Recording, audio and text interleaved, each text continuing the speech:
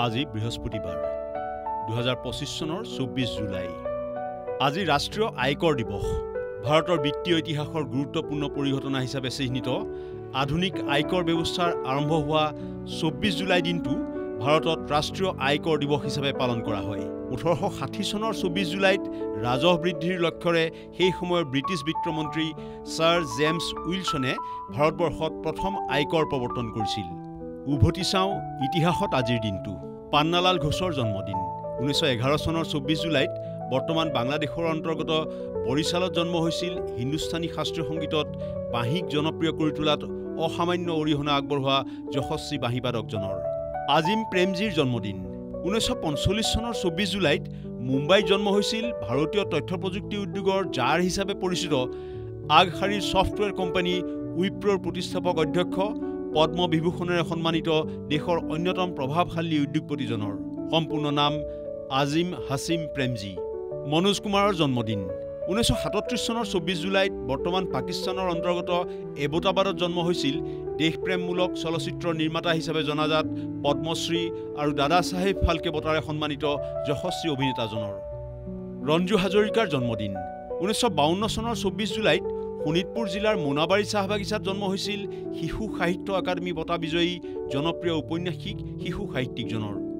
প্ৰকৃত নাম কুমুদ চন্দ্ৰ হাজৰিকা।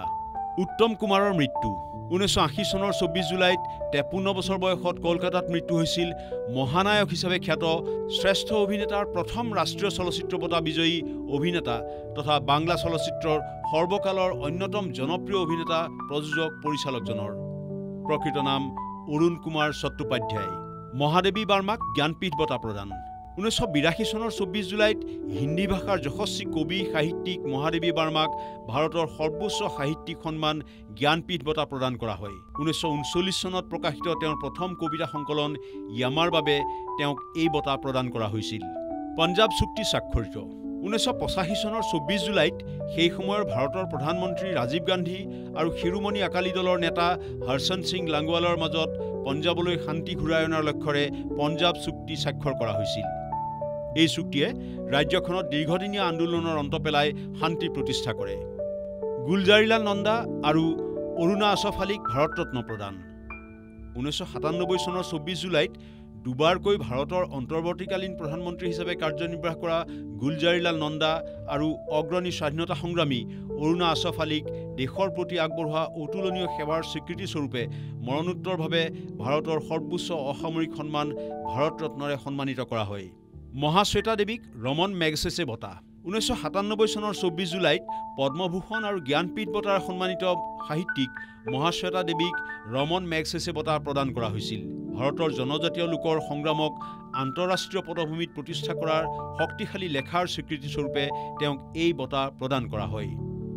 ভাৰতৰ প্ৰথম মহিলা গ্ৰেণ্ড মাষ্টাৰ 2000 চনৰ 24 জুলাইত অৰ্জুন বঁটা বিজয়ী দবা খেলুৱৈ সুব্ৰমণি বিজয়লক্ষ্মী ভাৰতৰ প্ৰথম মহিলা দবা গ্ৰেণ্ড মাষ্টাৰ হিচাপে পৰিগণিত হয়। এই সন্মান ভাৰতীয় দবা ইতিহাসৰ এক উল্লেখযোগ্য সাফল্য হিচাপে চিহ্নিত হয়।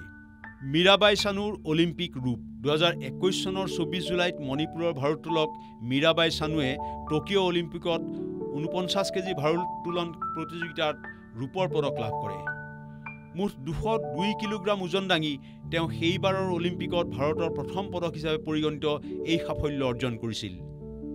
মাচু পিচ্চু আৱিষ্কাৰ 1911 চনৰ 24 জুলাইত মাৰ্কিন পুৰাতত্ত্ববিদ হাইৰাম বিংহামে আৱিষ্কাৰ কৰে আকৰ্ষণীয় পৰ্যটন ক্ষেত্ৰত পৰিণত দক্ষিণ পেৰুৰ এণ্ডিজ পৰ্বতমালাত অৱস্থিত লষ্ট চিটি অৱ ইনকাজ নামেৰে জনাজাত প্ৰাচীন ইনকা নগৰৰ মাচু পিচ্চু ধ্বংসাৱশেষ।